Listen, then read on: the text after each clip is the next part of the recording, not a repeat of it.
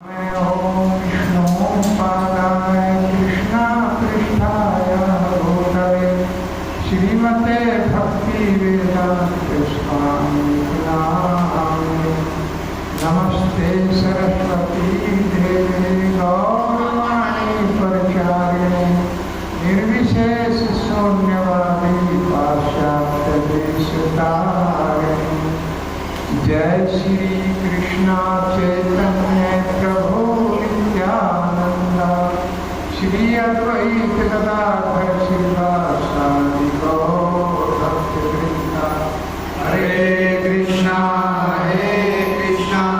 कृष्णा कृष्णा हरे हरे हरे राम राम राम हरे हरे। हरे कृष्णा कृष्णा कृष्णा हरे हरे हरे राम राम राम हरे हरे। हरे कृष्णा कृष्णा कृष्णा हरे हरे हरे राम राम राम हरे हरे। ओम नमो भगवते वासुदेवाय।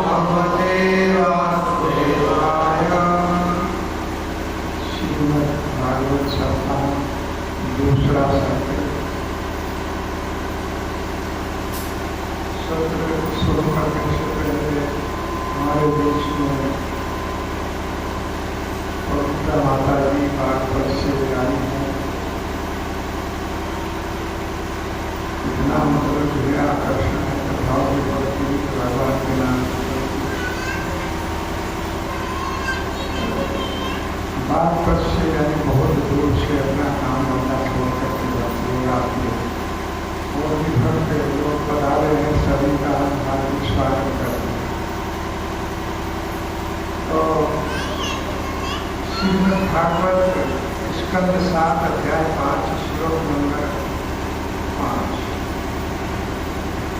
श्री प्रहलाद साधु मन्ये असूर्यं देहिनां सदा समुद्धिर्निर्यमां असत्यं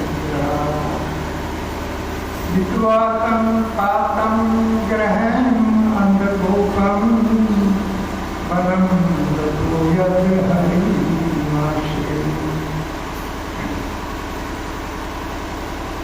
के सत्र में आप लोगों ने श्रवण किया था।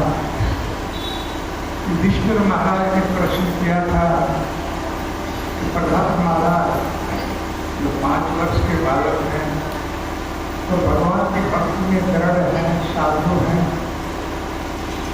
ऐसे बालक का उसका श्रम उसका पिता क्यों वध करना चाहता है, उसको क्यों मारना चाहता है। तो इससे पहले गुणों का वर्णन किया गया था प्रहलाद महाराज के, किस तरह से प्रहलाद महाराज भगवान की भक्ति से दृढ़ है और स्मरण के चिंतन के वो आचार्य हैं। हर समय भगवान के चिंतन में मग्न रहते, पुत्र खेलते रहते थे, लेकिन प्रहलाद महाराज को खेल कूद में कोई इंटरेस्ट नहीं, वो भगवान की भक्ति में उनका इंटरेस्ट। खेलते रहते थे तो कभी कभी रास रचा देते थे, कृष्ण बन जाते थे, कभी कभी गोपी भाव में भागने दौड़ने लगते थे। तो कृष्ण ग्रह गणित आत्मा न वेद करती सन, वो कृष्ण भावना अमृत में इस तरह से डूबे हुए थे कि इस जगत की दर्शन, जगत में विषय क्या होते हैं, भौतिक भोग क्या है, इन विषयों में वो कुछ नहीं जानते, केवल भगवान से अपना संबंध बनाए हुए। हम लोगों को भी इसी तरह से अपने सारे कार्य करते रहकर भी भगवान से संबंध नहीं होना चाहिए। भगवान से संबंध हमको बना के रखना चाहिए, सारे कार्य अपने करते रहना चाहिए घर गृहस्थी के। लेकिन हम लोगों में यही त्रुटि है कि हम भगवान से संबंध तोड़ लेते हैं और सबसे संबंध बना लेते हैं, जबकि सारे संबंध क्षणिक एक दिन नष्ट हो जाएगी। माता पार्वती से भगवान शिव ने कहा कि जगत केवल स्वप्न की तरह से है। एक स्वप्न हम प्रगाढ़ निद्रा में देखते हैं, जब हमारी आंख खुलती है तो हम जागते हैं और हम लोगों को जानकारी होती है कि ये जो हमने देखा है ये स्वप्न है। लेकिन एक स्वप्न हम इसी अवस्था में देख रहे हैं, जागृत अवस्था में। अब भी हम एक स्वप्न देख रहे हैं, हमारे बच्चे हैं, माता है, पिता है, सब संबंधी हैं। लेकिन इससे तब जागेंगे जिस दिन आंख बंद हो जाएगी, जिस दिन मृत्यु हो जाएगी, आंख बंद हो जाएगी, उस दिन पता चलेगा कि ये तो वास्तव में स्वप्न है। कोई भी अपना नहीं है, कोई साथ देने वाला नहीं है, केवल भगवान ही एक ऐसे हैं, ना आप साथ छोड़ रहे हैं और न मृत्यु के बाद में साथ छोड़ने वाले नहीं। स्वहर्दम सर्वभूतानां ज्ञात्वा मां संकीर्षति भोक्तारं व्यक्तपसाम सर्वलोक महेश्वर। मैं ही सारे लोगों का ईश्वर हूँ और मैं ही सबका सुहृद मित्र हूँ। इस जगत में कोई भी ऐसा सुहृद मित्र नहीं है इस जगत में। माता पिता पत्नी संबंधी कोई भी ऐसा मित्र नहीं है जैसे भगवान है। और जो इसको जान जाता है वही शांति प्राप्त करता है। भगवान भगवद गीता में ये कहते हैं। तो प्रहलाद महाराज इसी तरह से भगवान की भक्ति में निमग्न रहते थे, क्योंकि भजन के बिना हम कलमश को नहीं धो सकते। भजन करना पड़ेगा। इससे नहीं कि ये बोल दिया कि हम किसी का बुरा नहीं चाहते, कोई गलत कार्य नहीं करते, भाई यही भजन है। कुछ लोग ऐसा ही कहते हैं, जब उनको भजन के लिए कही है यही भजन है भैया, किसी का बुरा मत करो, हैं अपना काम करो, किसी का लिया है तो उसका दो, यही भजन है। जबकि वो ऐसा कर नहीं पाते हैं, केवल बोलते हैं। इसी को प्रभुपाद जी ने कहा है होनेस्ट थी, होनेस्ट थी, ईमानदार चोर। प्रभुपाद जी इसको कहते हैं ये ईमानदार चोर। 4 चोर चोरी किए और चोरी करके कहते हैं भैया माल जो है वो ईमानदारी से बटेगा। क्या ये ईमानदारी है? जैसे अभी अभी आप लोग सुन रहे हैं किस तरह से मंदिर में अयोध्या में चोरी कर दिया गया, और वो स्थान भी पुलिस ने देखा है जहां माल ईमानदारी से बांटा जाता था। चोरी करके फिर माल को बांटा जाता था ईमानदारी से, किसका कितना हिस्सा। तो ये तो उसी तरह से है भैया, यही भजन है। ये भजन नहीं है, भजन तो करना पड़ेगा। अरे मथुरा भगवान के पास रही, भगवान के सानिध्य में रही, लेकिन ईर्षा नहीं गई, फिर भी द्वेष भावना नहीं गई। और विभीषण रावण के पास रहा, लेकिन उसके हृदय में कलमश नहीं आया, सब कलमश। रावण के पास रहते रहते विभीषण के हृदय में से कलमश चले गए। क्यों? क्योंकि वो भजन करता था, राम राम करता। और मंत्रा के हृदय में राम के पास रहते हुए भी कलमश नहीं गए। क्यों? क्योंकि भजन नहीं किया। इसलिए ये भजन तो करना पड़ेगा। इस आयु में कर लो या करोड़ों वर्षों तक कष्ट और दुख भोग करके बहुत सी योनियों में विचरण करने के बाद करोगे, ये करना पड़ेगा। ये तो जिन्होंने भगवान का दर्शन किया उनको भी करना पड़ेगा। अजामिल ने भगवान के दूतों का दर्शन किया, उसके बाद भी जाकर के हरिद्वार में इस नाम को लाना पड़ा। ध्रुव महाराज ने भगवान का दर्शन किया, उसके बाद भी 36,000 वर्षों तक इस नाम को गाना पड़ा। तो इस नाम को तो गाना पड़ेगा। हरे कृष्णा कृष्णा कृष्णा हरे हरे, हरे राम राम राम हरे हरे। तो कल सुना था कि हिरण्यकशिपु के पास 2 उसके षड और अमर जो गुरु थे शुक्राचार्य, उनके पुत्र थे और उनके घर के पास रहते थे। प्रहलाद महाराज को उन्हीं के यहाँ एडमिशन करा दिया। उनकी एक पाठशाला थी, उसमें भेज दिया कि इस बच्चे को पढ़ाओगे। प्रहलाद महाराज पाठशाला में पढ़ते थे, याद करके भी सुनाते थे, लेकिन कोई इंटरेस्ट नहीं था। क्यों नहीं था? क्योंकि धर्म अर्थ और काम की शिक्षा दी जाती, मोक्ष की भी नहीं, केवल धर्म अर्थ काम, और इन्हीं के पीछे हम लोग भाग रहे थे। केवल धर्म अर्थ और काम। तो धार्मिक अनुष्ठान भी करेंगे तो इसलिए करेंगे हे भगवान हमारे घर में धन आ जाए, हमारे घर में संपत्ति आ जाए, हमारे घर में सुख शांति आ जाए। और उसके बाद में कुछ धन आ गया तो फिर धन प्राप्ति के बाद में कामनाओं में उसको खर्च करें, भगवान की सेवा में नहीं लगे। अगर दे भी दिया तो कामनाएं इतनी प्रकट हो जाती है, कहाँ तक पूरी करें? एक पूरी किया, दूसरी किया, तीसरी। संगात संजायते कामा कामान क्रोधा विजायते, क्रोधात् भक्ति सम्मोहात् स्मृति विभ्रमा, स्मृति भरसात् बुद्धिनाशो, बुद्धिनाशात् परमश। ये आसक्ति से काम उत्पन्न हो जाएगा और फिर क्रोध उत्पन्न हो जाएगा, फिर मोह उत्पन्न हो जाएगा, फिर लोभ आ जाएगा और हमारी जो स्मरण शक्ति है निर्णय लेने की वो गायब हो जाएगी। क्या करना है क्या नहीं करना है ये बुद्धि काम नहीं करेगी, विवेक शून्य हो जाएगी।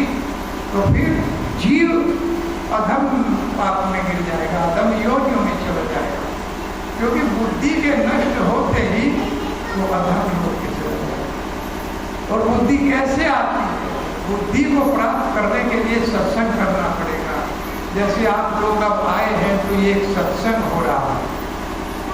बिनु सत्संग विवेक ना हो, बिनु सत्संग विवेक ना हो, राम कृपा बिनु सुलभ न सोई, राम कृपा बिनु सुलभ न सोई।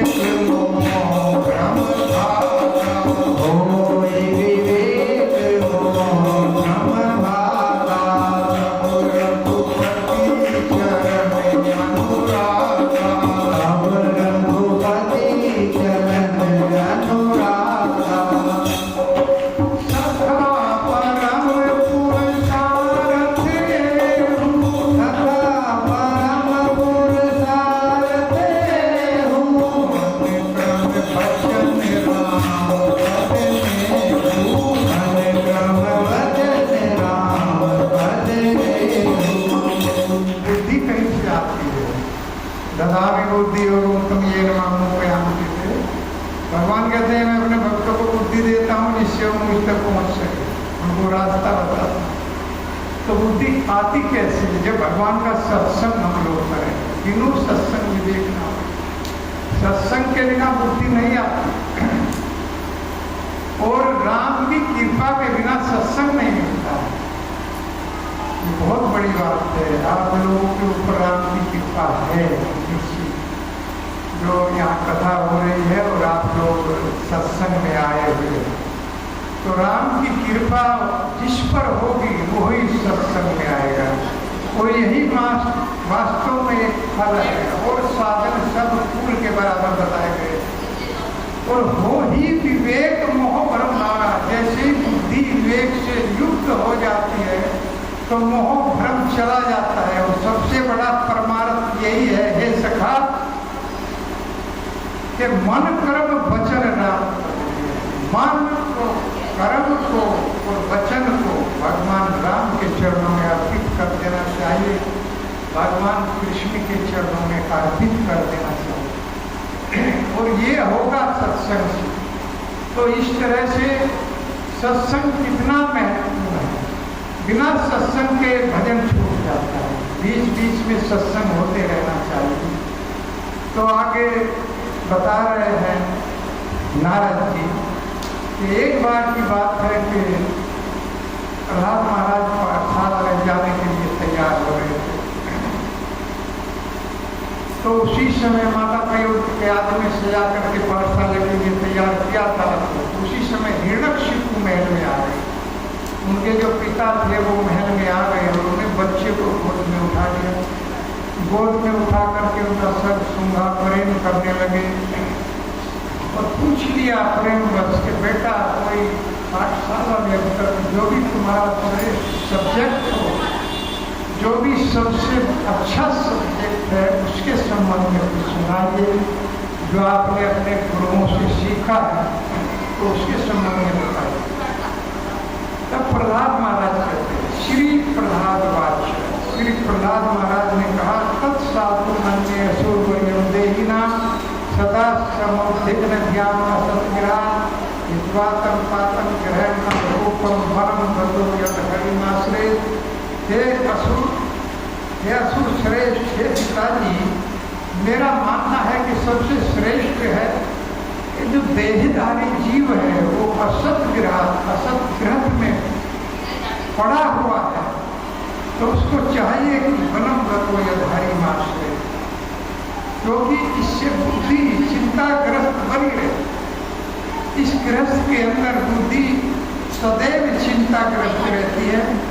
इसीलिए ऐसे अंधकूप से निकल करके भगवान के वन में अर्थात वृंदावन में जाकर के ऐसे स्थान पर भजन किया जाए, भगवान हरि आश्रय, हरि का आश्रय किया जाए।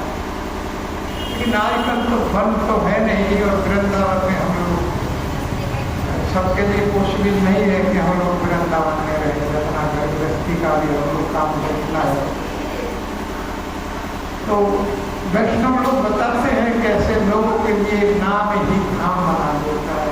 जहाँ ये नाम गाया जाएगा वहीं पर धाम प्रकट हो जाएगा।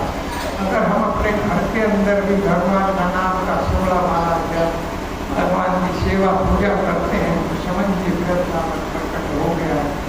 तो इस जगत में यही बताया गया है कि जहाँ पर शराब वगैरह किया जाता है तो वो तो मृत्यु लोक है, और जिस घर में माताओं की इज्जत नहीं की, इज्जत किया जाता है, रेस्पेक्ट दिया जाता है, वो स्वर्ग बन जाता है। और जहाँ पर माताएं वैष्णवी भजन करने लगती है, जिस घर में भजन होता है, इसी जगत में वो घर वैकुंठ बन जाता है, वहाँ पर वैकुंठ का वास होता है। इसीलिए सबसे श्रेष्ठ है कि हे पिताजी, आप जो है इस ग्रस्त को छोड़िए, क्योंकि आप असत ग्रस्त में पड़े हुए। असत का अर्थ है कि जो एक प्रकार से झूठा अर्थात क्षणिक है, इसके बाद में नष्ट हो जाएगा। क्योंकि इसके अंदर पति पत्नी दोनों एक दूसरे को मजबूती से पकड़े हैं। इसको पकड़ते हैं, झूठी वस्तु को पकड़ते हैं, असत को पकड़ते हैं, सत को नहीं पकड़ते। सत को भगवान का नाम सत्य है। अगर हम भगवान के नाम को पकड़े तो समझ लीजिए सत को हम पकड़ रहे हैं। अगर हम भगवान से अपने संबंध को बनाए तो समझ लीजिए सत को हम पकड़ रहे हैं। लेकिन असत को हम पकड़े हुए हैं, पति पत्नी और धन, इसी को हम पकड़े हुए हैं। और ये सब चीजें क्या है? असत्य है, क्षणिक, एक दिन चली जाएगी। एक बार तो एक घटना है कि 2 भाई थे और छोटे भाई में पिताजी रहते थे। वो अक्सर कह दिया करते थे, बड़े को बड़ा नाना किस्म का था, शराब बड़ा पीता था, कि तुमको मैं एक कोड़ी नहीं दूंगा। आखिर में पिताजी बीमार हो गए और मरणासन अवस्था उनकी आ गई। तो एक दिन बड़े भाई ने छोटे भाई से कहा कि आज की सेवा मैं करूँगा पिताजी, मुझे भी अवसर दो। तो छोटे भाई ने कहा कि ठीक है, अब आप सेवा कर दो। तो रात में जाग रहा था और पिताजी से पूछने लगा कि धन बताओ कहाँ है, कि धन कहाँ छुपा रखा है, वो धन बताओ जो तुम मुझसे कहते थे कि मेरे पास बहुत धन है लेकिन तुमको नहीं दूंगा। अब पिताजी तो कहते थे बेचारे, झूठ मूठ कहते थे कि ये ठीक हो जाए, इसलिए बोलते थे। अब वो समझ बैठा कि पिताजी पे बहुत पैसा। अब पिताजी के पास धन हो तो बताए। उसने कहा बेटा मेरे पास कुछ नहीं है, झूठ बोल रहे। बहुत बुरी तरह से पिताजी की पिटाई, जो मरणासन अवस्था में था धन के लिए, और फिर अंत में गला दबा। तो इस जगत की यही स्थिति है, धन प्राप्त करने के लिए हम कुछ भी कर सकते हैं, क्योंकि धन को ही हम ईश्वर समझते। ऐसे लोग जो ग्रंथ में अंधकूप में पड़े हुए हैं, वो तो यही समझते हैं कि ऐसा मेरा परमात्मा और पत्नी मेरी गुरु और बच्चे मेरे सालेग्राम, तो मैं सेवा किसकी करूं? मुझे किसी की सेवा की आवश्यकता नहीं है। मेरे लिए पैसा ही ईश्वर है, और पत्नी का आदेश मेरे लिए गुरु की तरह से, मैं अपनी पत्नी जिस तरह से कहती है उसी तरह से चलता हूँ। और बच्चे मेरे सालेग्राम, उनकी पूजा में करता हूँ, कंधे को उठाकर चलता हूँ, उनकी सारी इच्छाएं पूरी करता हूँ, उनके लिए दूसरों का धन चोरी करते वो तुम पोसाए भी हंसी चलाओ। तो ऐसे लोगों के लिए सदैव चिंताग्रस्त चिंता बनी रहती है, उनके लिए ग्रस्त में चिंता बनी रहती है। अब ये कार्य है, अब ये कार्य है, अब ये कार्य है। तो चिंताग्रस्त है पिताजी, आप चिंताग्रस्त रहते हैं, इसीलिए आप इसको छोड़ दीजिए। बहुत सुंदर श्लोक इसी संबंध में मुचुकुंद महाराज गाते हैं अपनी स्तुति में। परमत्र मुचेरिति कृत चिंतिया प्रबद्ध लोभम व्यसने सुलालसम वक्त परमत्र से ऐसा विपद से झूले लिहानो अहिरी बाकुमंत्र। ये ऐसा श्लोक है जो भागवत में 2 बार आया। भागवत में कोई श्लोक 2 बार नहीं आया, लेकिन ये श्लोक 2 बार गाया गया। एक बार मुचकुंद महाराज ने गाया और एक बार भगवान शिव ने गाया। कितने महान है भगवान शिव, भगवान कृष्ण की स्तुति गाते हुए इस श्लोक को गाते हैं कि परमत्त मुचेरिति कृत चिंतिया। पारिवारिक जीवन में ग्रस्त में जीव इस तरह से अपने परिवार में परमत्त हो जाता है कि उसको सुधि नहीं रहती, और इस तरह से परमत्त के उसको लालच, लोभ और व्यसन जो है उनके प्रति उसका सदैव चिंताग्रस्त रहता है। अब ये ज्ञान करना है, अब ये करना है, बच्चों को पढ़ाना है, अब इनका ये करना है, वो करना है, कुछ जमीन खरीद लूँ, पढ़ो, हर समय चिंता लगी रहती है ऐसे गृहस्थ के अंदर। तो परमत्म मुचेरिति कृत चिंतिया, सदैव चिंताग्रस्त रहते। परबद्ध लोभम व्यसनेषु लालसम, वृद्धि हो जाती है, कहीं में लोभ में वृद्धि हो जाती है, लालच बढ़ जाता है और व्यसन बढ़ जाता है। वक्त परमत्म से ऐसा भी अध्यस्त, लेकिन वो भगवान से ऐसा अवतार हो जाता है, इसी में वो भगवान से ऐसा अवतार हो जाता है। लेकिन भगवान कभी ऐसा सावधान नहीं होते। भगवान सदैव क्या रहते हैं? सावधान रहते हैं। और हमारे जीवन में सावधानी हटी तो दुर्घटना घटी। लिखा रहता है बसों में कि सावधान होकर के ड्राइव कीजिए। इस गिरफ्त को बहुत सावधान होकर के हम लोगों को चलाना है। लेकिन हम लोगों की सावधानी हटी और दुर्घटना घटी, अर्थात भगवान से संबंध विच्छेद हुआ तो समझ लो बहुत बड़ी घटना घट चुकी है जीवन में। भले ही हमारा बहुत अच्छा जीवन चल रहा है, बच्चे बहुत लायक हैं, पत्नी बहुत सुंदर है, संपत्ति है, मकान है, सब कुछ हमारे पास है, कार बंगला, लेकिन अगर भगवान से संबंध टूट गया तो समझ लो दुर्घटना घट गई, एक्सीडेंट हो चुका, खतरा आ चुका है। तो इसलिए हमको भगवान से संबंध बना करके और वो संबंध कैसे बनेगा? संबंध बनाने के लिए केवल कृपा जी ने कहा 16 माला जब 4 नियमों का पालन कर भगवान का उच्छिष्ट प्रसाद हम खाएंगे तो बैक टू गॉड एट भगवत धाम चले जाए, भगवत धाम प्राप्त हो जाए। और गौरहरि भगवान ने कहा है कि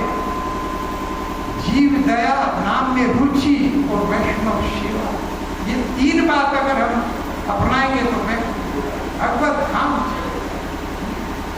इतना आसान है हमारे लिए इस मनुष्य इसलिए इस मनुष्य जीवन का आपको नाम करना चाहिए। कितना कीमती है मनुष्य जीवन।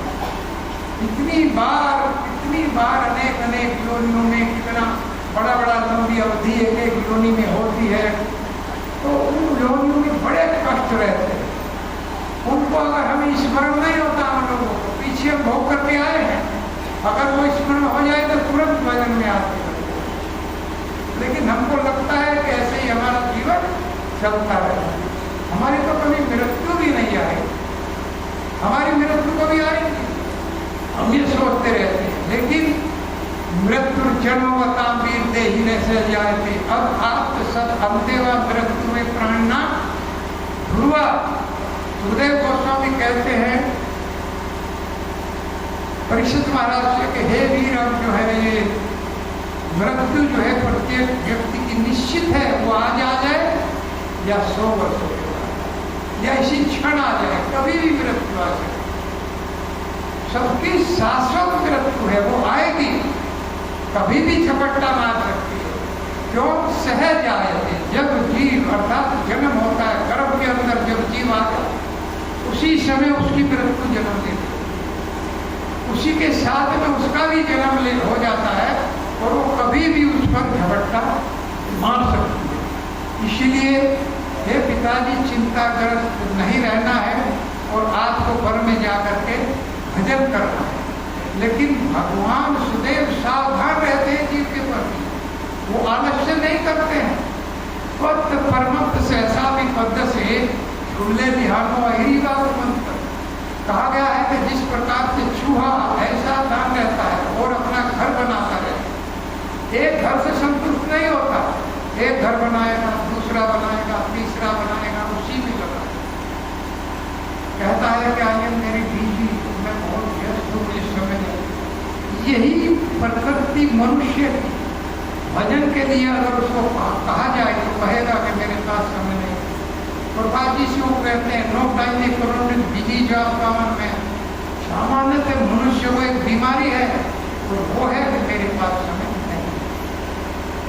और सब वस्तुओं के लिए उसके पास समय है, लेकिन भगवान के भजन के लिए उसके पास समय नहीं है। तो चूहा काम में लगा रहता है और काल सर्प उसके मुख पर आकर के रहता है, उसको खा लेता है और उसके घर पर भी अधिकार देता है। तो काल के रूप में भगवान जो है वो सदैव सावधान रहते हैं।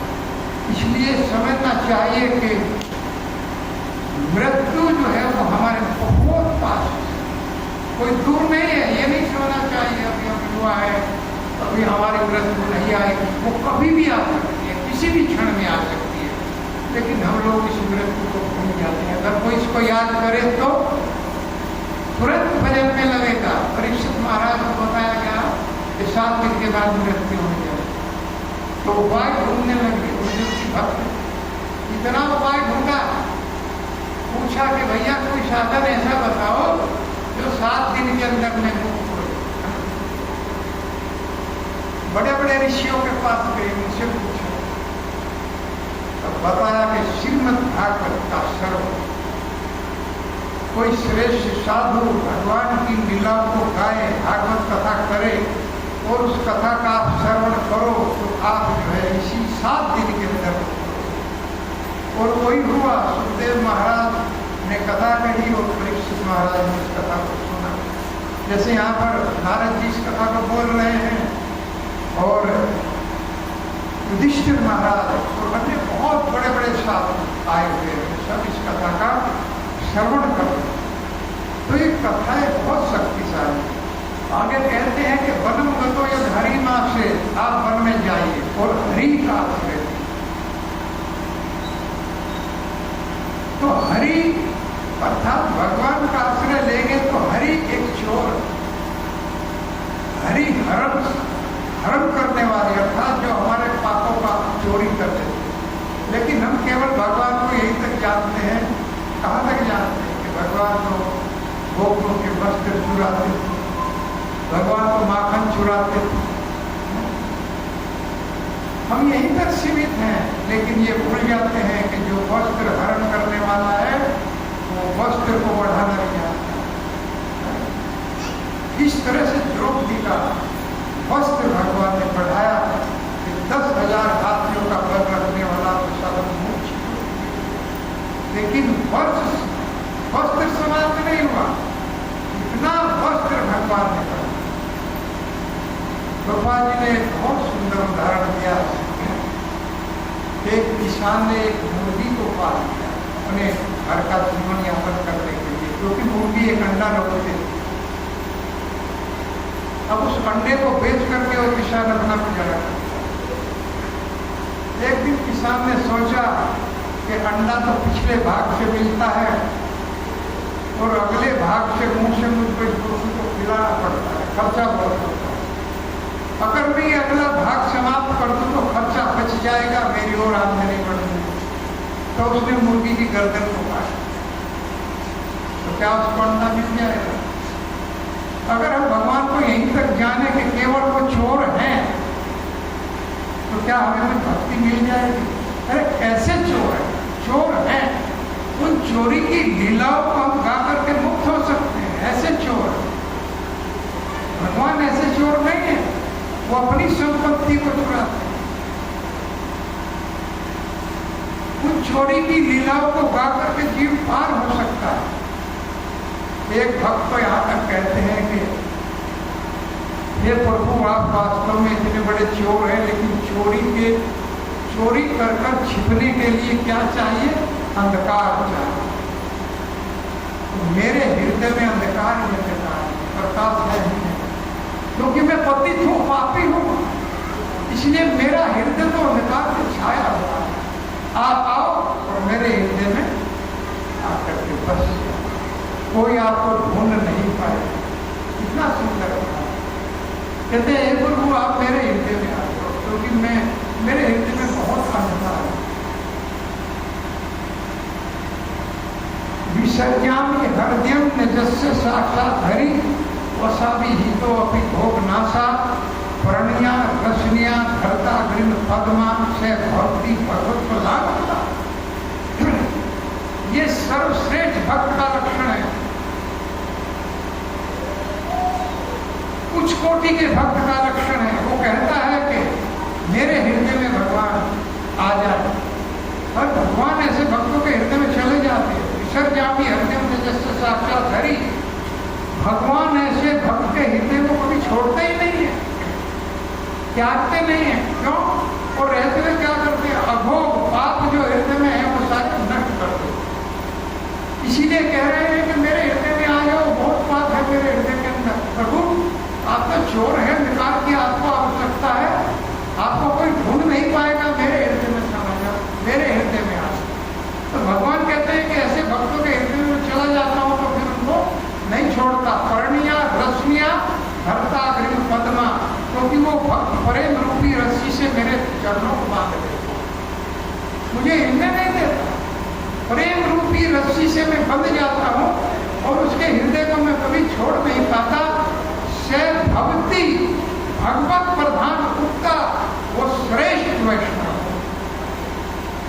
बहुत बड़ा वैष्णव, ऐसे भाव रख करके भगवान को कहता है कि मेरे भगवान तो सबके हृदय में रहते हैं, लेकिन परमात्मा में रहते हैं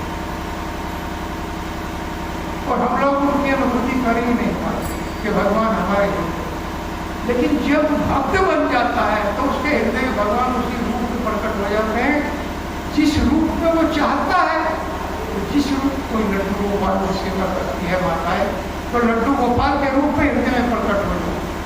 कोई राधा गोकुलानंद की सेवा करते हैं तो गोकुलानंद के रूप में प्रकट हो जाते हैं। गुरु महाराज के हृदय के अंदर चतुर्भुज रूप में प्रकट हो गए भगवान। ब्रह्मा जी कहते हैं कि मेरे प्रेमांजन छुरित भक्ति विलोक में न संत सदैव हृदय सुविलोक में यम श्याम सुंदरम चिंतन पुरुषम रूपम गोविंदनादि पुरुषम तमें बजामी। मैं भगवान गोविंद की उपासना करता हूँ, पूजा करता हूँ, जो श्याम सुंदर रूप में मेरे हृदय में सदैव बैठे। लेकिन कब बैठते हैं? जब प्रेमांजन भक्ति विलोक में ना जब भक्ति रूपी आंखों में प्रेम का अंजन बन जाता है, प्रेम भर जाता है इन आंखों के अंदर, भगवान को देखते ही अश्रुपात होने लगता है, आंखों से अश्रुधारा बहने लगती है। जब भगवान का नाम लेते ही भगवान का नाम लिया हरे कृष्णा कृष्णा कृष्णा हरे हरे, हरे राम राम राम हरे। तो भगवान ऐसे छोड़, एक गोपी तो कहती है कि ध्यान लगाए बैठी है भगवान का, तो नारद जी आ गए। नारद जी कहने लगे आपको क्या आवश्यकता, किसका ध्यान लगा रही हो? कि मैं नारायण का ध्यान लगा रही हूँ, इसलिए कि ये जो कन्हैया है ये हृदय से निकल ही नहीं रहा, बहुत दुखी बना, रोते रोते आंखों में आंसू नहीं रहे, ये निकले कैसे में, इसलिए ध्यान। कुछ लोग इसलिए गोपियां इसलिए भजन करती थी कि विष्णु हमारे हृदय से किसी तरह निकल जाए, लेकिन भगवान उनके हृदय से निकलते नहीं थे। हम लोग भजन करते हैं कि किसी तरह भगवान हमारे हृदय में आ जाए, लेकिन भगवान हमारे हृदय में आते नहीं।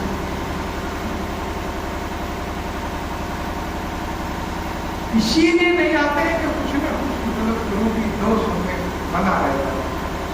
भगवान का नाम भी हमें शुद्ध तरीके से नहीं।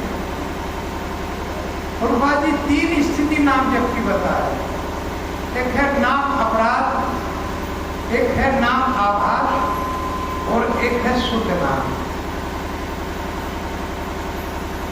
एक नाम अपराध हम लोग करते हैं, जब हम लोग नाम गाते हैं, नाम अपराध है इसके अंदर, अर्थात इसमें जिन्होंने वैष्णव ने अपना जीवन भगवान को समर्पित कर दिया उनकी आलोचना करना वैष्णव अपराध। बड़े बड़े देवताओं के भगवान को समान को समझना वैष्णव नाम अपराध हो जाता। गुरु की अवज्ञा करना नाम अपराध हो जाता। कर्मकांड के समान समझना नाम अपराध हो जाता। हम लोग भजन करते हैं, कुछ धन आ जाए, कुछ संपत्ति आ जाए हमारे घर में, कुछ ठीक ठाक हो जाए, ये कुछ नहीं करना है, केवल आपको भगवान का नाम गाना है, कोई भी इच्छा हृदय के अंदर नहीं। तो नाम अपराध निश्चित कोई ना कोई नाम अपराध हम लोगों से होता रहता है, इसीलिए वो प्रेम बना पड़े।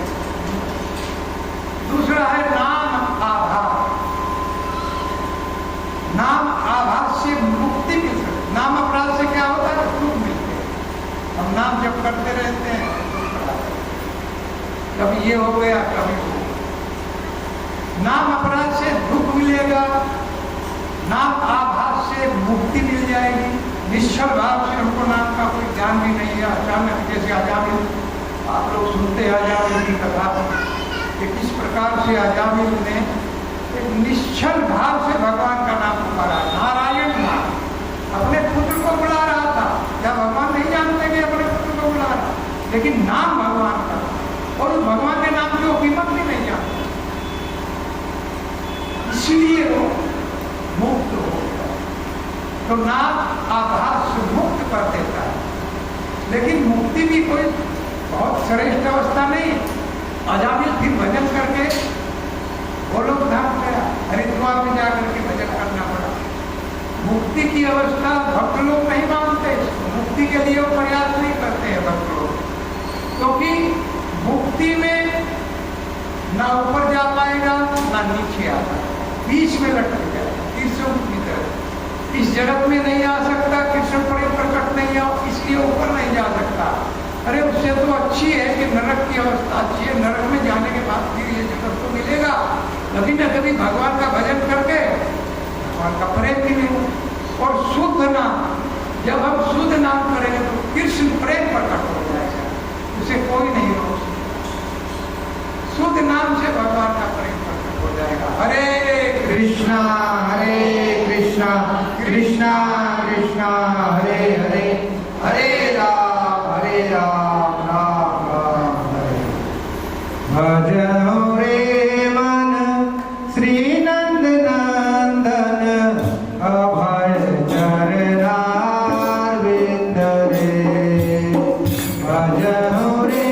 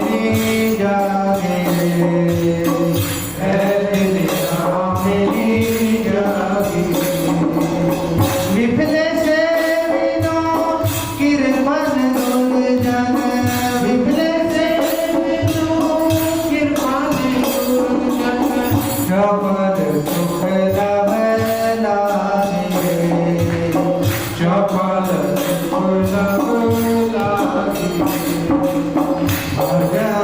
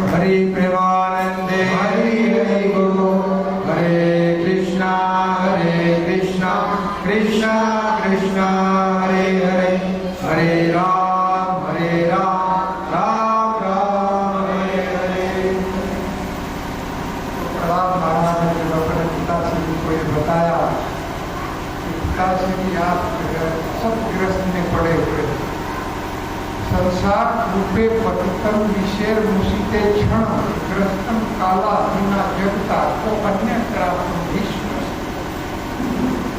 ये संसार एक कूप की तरह है। संसार रूपे पतितम विषय मुसिते क्षण, और इस कूप के अंदर एक विशाल अजगर है, काल रूप में बैठा। प्रहलाद महाराज अपनी स्तुति में ये बात कहते हैं कि हे भगवान, मैं अपने गुरु को कैसे छोड़ दूं, क्योंकि इस कूप में गिरने के लिए लाइन लगी हुई थी, और ये मालूम भी है कि बहुत विशाल काला अजगर इस कुएं में बैठा हुआ है। कोई जा सकता है उस कुएं में जिसको ये मालूम हो के, लेकिन काल रूपी ये जगत जो है कूप के समान है, और इसमें काल जो है विशाल अजगर की तरह से बैठा हुआ है। इस सबको वही डकाएगा, सबको डकार लेगा। तो बहुत लंबी लाइन लगी थी। प्रहलाद महाराज कहने लगे, मैं भी उस लाइन में खड़ा हो गया, कोई अच्छी बात होगी। मेरे गुरु नारद जी आए और नारद जी ने मेरा हाथ पकड़ के खींच लिया। प्रहलाद कहाँ जा रहे हो? कि गुरुदेव सब लाइन में लगे हैं, तुम्हें भी लाइन में लग गया। कि ये संसार एक कूप है, तुम इसमें गिरने जा रहे हो, इसमें तो विशाल अजगर बैठा हो, काल के मुंह फाड़े, तुम इसे जाओगे तो काल के रूप में उठा। यह पश्चिम ईश्व बलिनो अंतकोरगात प्रचंड वेगात की धावती वर्षा। काल के रूप में जब अजगर हमारे पीछे भागता है, बहुत भयभीत होकर हम उससे बचने के लिए दौड़ते हैं।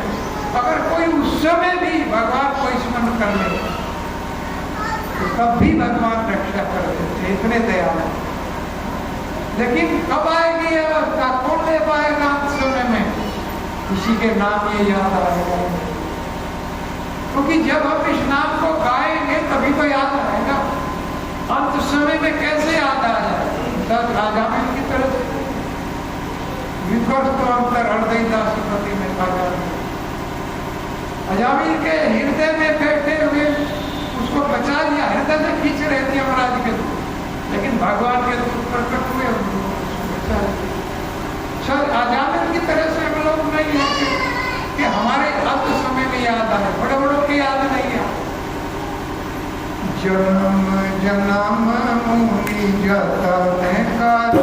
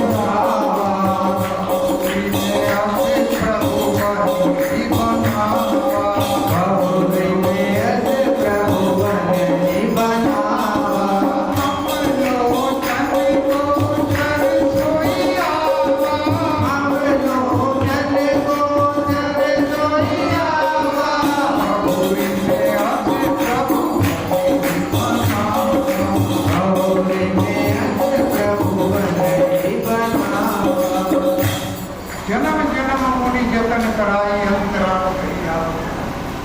बड़े बड़े ऋषि मुनि प्रयास करते रहते हैं कि किसी तरह से मरणासन अवस्था में भगवान का एक नाम आया आजाद, लेकिन आता नहीं। उस समय कहाँ याद आ पाएगा?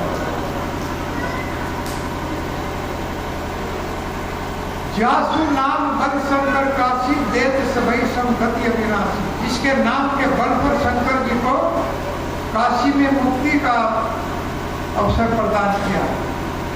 भगवान शंकर काशी में मुक्ति दे सकते। बाली इस बात को कह रहे हैं, बाली जब उनको बाण लग गया, भगवान ने बाण मारा कि मम गोचर लोचन प्रभु, ये भगवान ने कहा कि आप अगर जिंदा रहना चाहते हो तो आपको जिंदा कर दिया जाएगा। कि नहीं प्रभु, मैं जिंदा नहीं रहना चाहता, क्योंकि आपका नाम ही याद नहीं आता। आज तो ममलोचन गोचर सोया मेरी आंखें आपको पूरा का पूरा देख रही हूँ। आप मेरे सामने खड़े हुए हैं, मैं पूरा आपका दर्शन कर रहा हूँ। बहुरी में असर बनी बना हुआ, पता नहीं फिर कभी ऐसा अवसर बने ना बने। अब मैं जीना नहीं चाहता, आपका दर्शन हो गया, आपका नाम जिह्वा से गा लिया, अब मैं जाना चाहता। तो ये आपके समय में याद नहीं आता, बहुत जतन किए जाते हैं, लेकिन भगवान का नाम याद नहीं आता। उसी के याद आएगा जो निरंतर 16 माला जप करता रहे। हरे कृष्णा कृष्णा कृष्णा हरे हरे, हरे राम राम राम।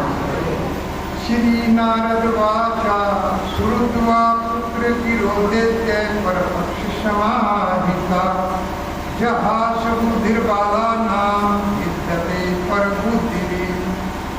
श्री नारद जी ने कहा, श्रुत्वा पुत्र गिरोदेत्य। जब प्रहलाद महाराज ने दैत्य के पुत्र के मुख से ये बात सुना हिरण्यकशिपु ने कि उपदेश दे रहा है मुझको कि वन में जाकर के भजन करो, पिताजी आप तो ऐसे ग्रस्त में पड़े जो अधोलोक के समान है, और उसमें केवल भगवान के अलावा कोई दूसरा नहीं बचा सकता। ये प्रहलाद महाराज इस कुएं में अगर कोई गिर गया तो उसमें भगवान के अलावा दूसरा कोई बचा नहीं सकता।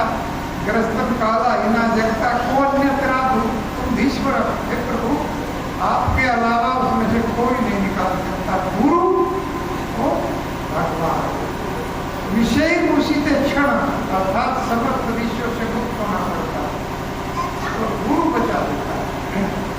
तो इस तरह से श्रुत्वा पुत्र गिरो दैत्या, दैत्य ने जब अपने पुत्र के मुख से ये सुना पर पक्ष समाहिता तो कह जहा अट्ठास लगाया, हंसा। पुत्र की बात सुनकर के हिरण्यकशिपु हंसा और बुद्धि वाला नाम विद्यते पर बुद्धि भी। अरे पर पक्ष ऐसे ही कोई मेरा शत्रु पक्ष है जो विष्णु है, वो मेरे बालक की बुद्धि को बिगाड़ रहा है,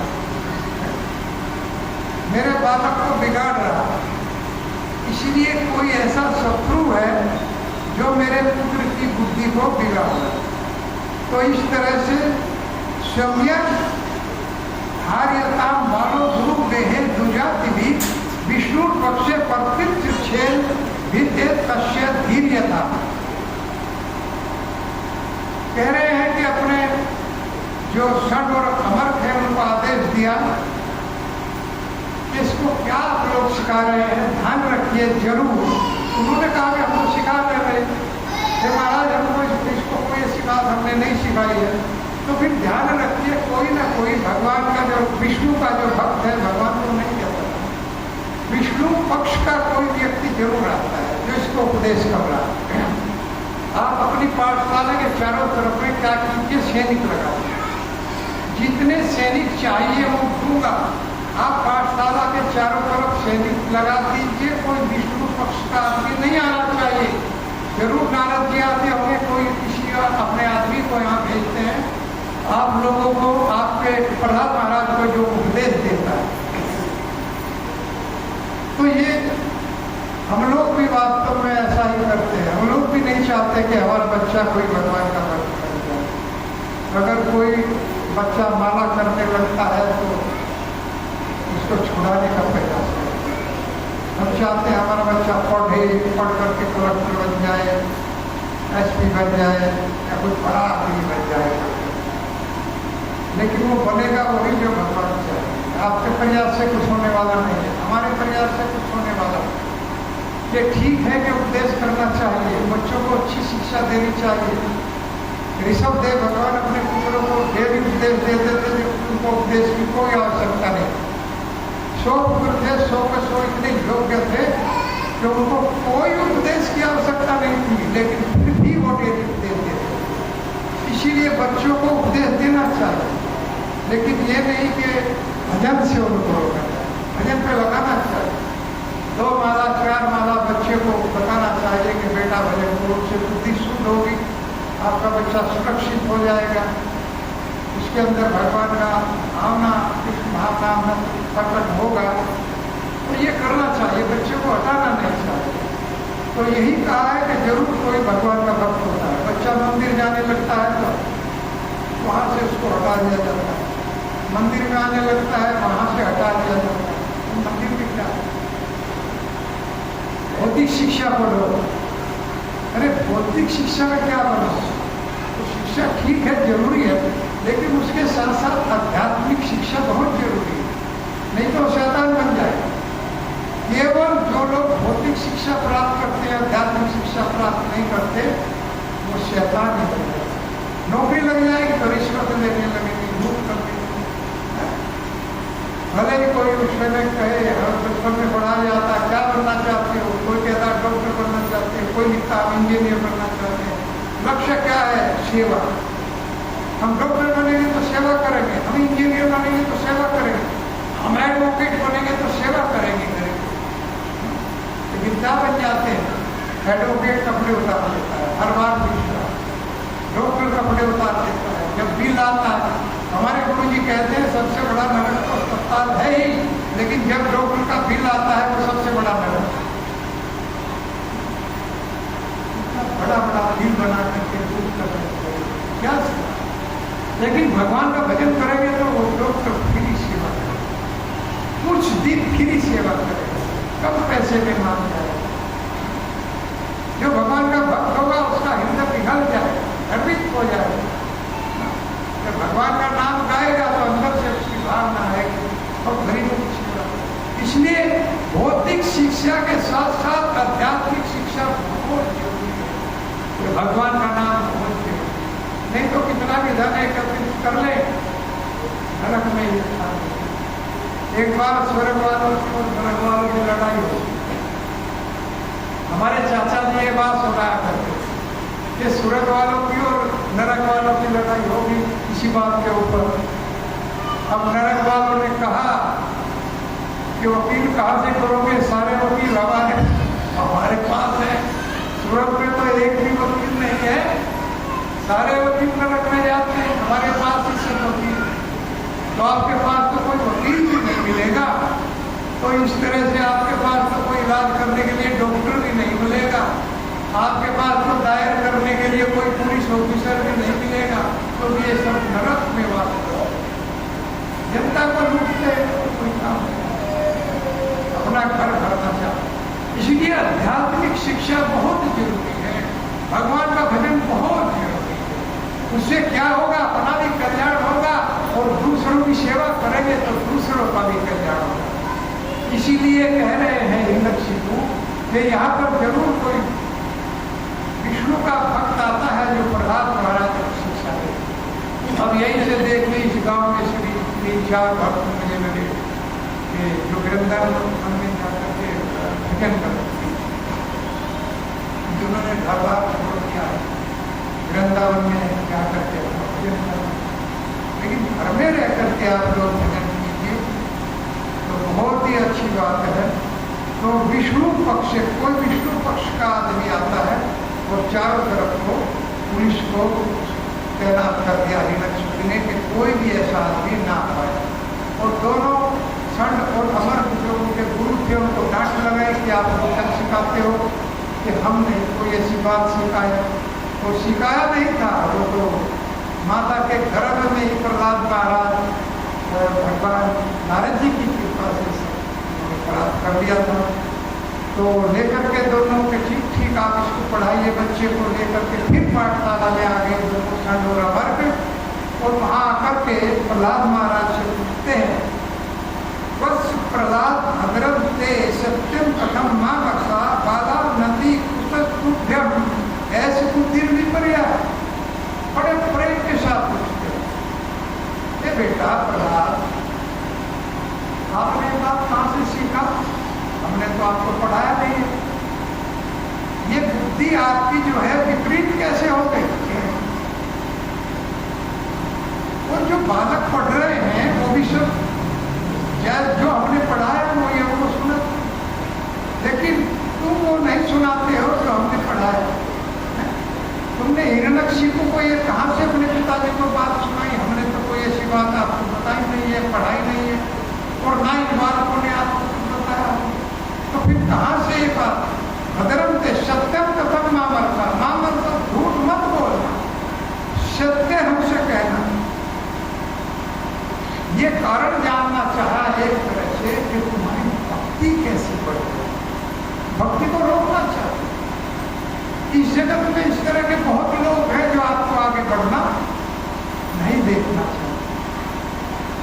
कोई आर्य समाज है, कोई धन्यवादी है, कोई व्याकरणवादी है, कोई कुछ बताएगा, कोई कुछ बताएगा। आपको नहीं चाहेंगे कि आगे बढ़े, छद्म भेद धारण करके आओ। अगर आपको कोई किसी भक्ति से अलग बताता है, समझ लीजिए वो छद्म में भेज है। हिरण्यकशिपु ये कह रहे हैं कि वो छद्म भेद धारण करके भेज देते होंगे। नारद जी आते होंगे, या कोई भक्त आता होगा, या कोई स्कोन का आदमी आता होगा जो भेष बदल करके आपके पास आए। उससे सावधान रहो।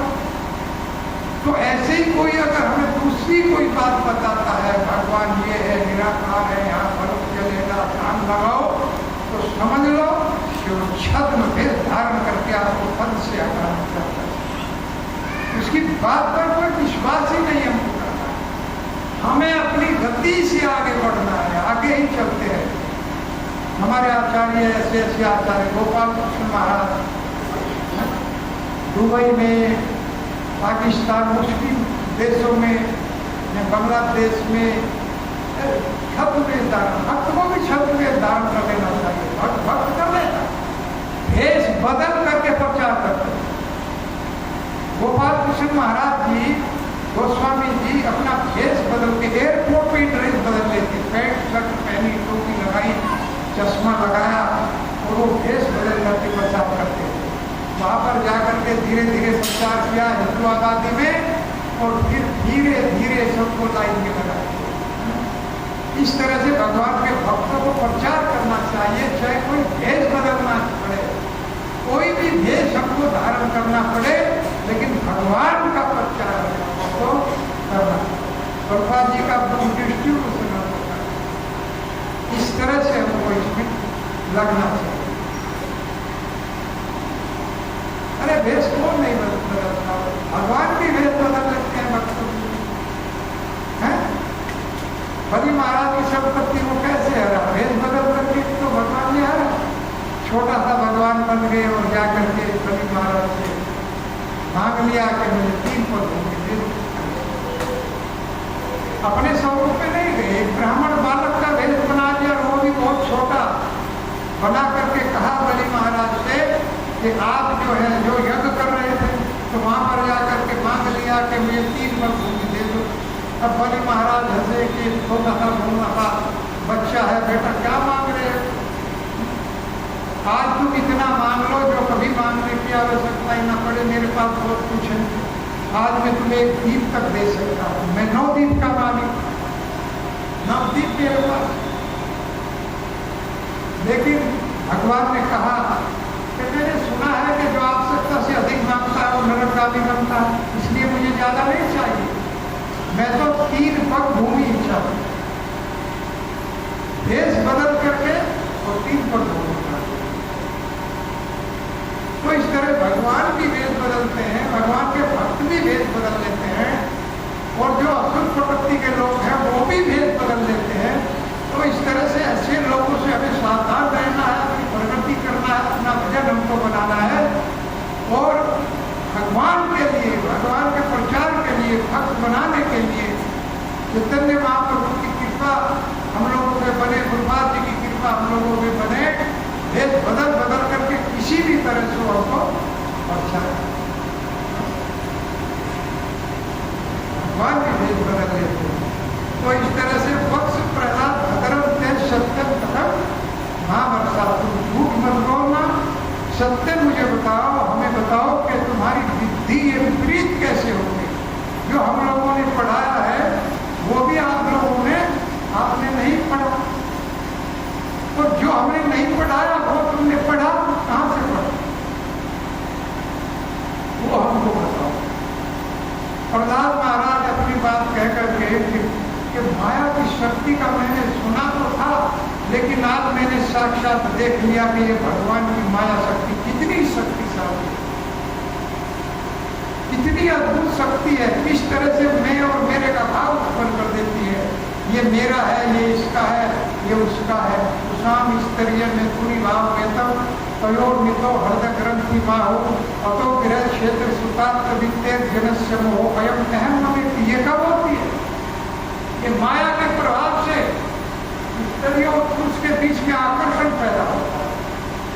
ये माया का ही प्रभाव है, नहीं तो शरीर में कोई भेद ही नहीं है। वो स्त्री खाती है, वो पुरुष खाता है, वही मलमूत्र से पूर्ण जो है पुरुष का स्त्री का शरीर है, एक जैसा, कोई भेद नहीं, फिर भी आकर्षण है। ये आकर्षण माया का है, और ये आकर्षण जब बन जाता है तो फिर शादी में परिणत हो जाता है। फिर शादी हो गई, शादी के बाद में फिर हृदय ग्रंथि क्या हो गई और मजबूत हो गई, कटती नहीं है। हृदय में जो गांठ है कामनाओं की, वो गांठ कभी कटती नहीं है और बढ़ जाती है। तो फिर बच्चे हो जाते हैं, बच्चों का ये काम वो काम, इनके लिए खेत संपत्ति, सबके लिए इनकी पढ़ाई की व्यवस्था, ये सब कभी तो और गांठ मजबूत होती चली जाती है, मजबूत होती चली जाती है। और उसके बाद अहम ममेती, ये मेरा है और ये तेरा है, ये भाव प्रकट हो जाता है और भगवान की भक्ति जीत हो जाता है, भगवान से विमुख हो जाता है। जो भगवान से विमुख हो गया उसे कोई बचा नहीं सकता। प्रहलाद महाराज कहते हैं कि उसे न तो डॉक्टर बचा सकता, ना ढूंढते हुए को ना बचा सकती, ना मरते हुए को वैद बचा सकता। जिसने आपकी उपेक्षा, जो भगवान से उपेक्षित हो गया या भगवान के द्वारा फेंक दिया गया, उसको कोई बचा नहीं सकता। इसीलिए हमें भगवान से अपना संबंध बना के रखना। और इतनी बात कह करके प्रहलाद महाराज जो है वो मौन हो गए।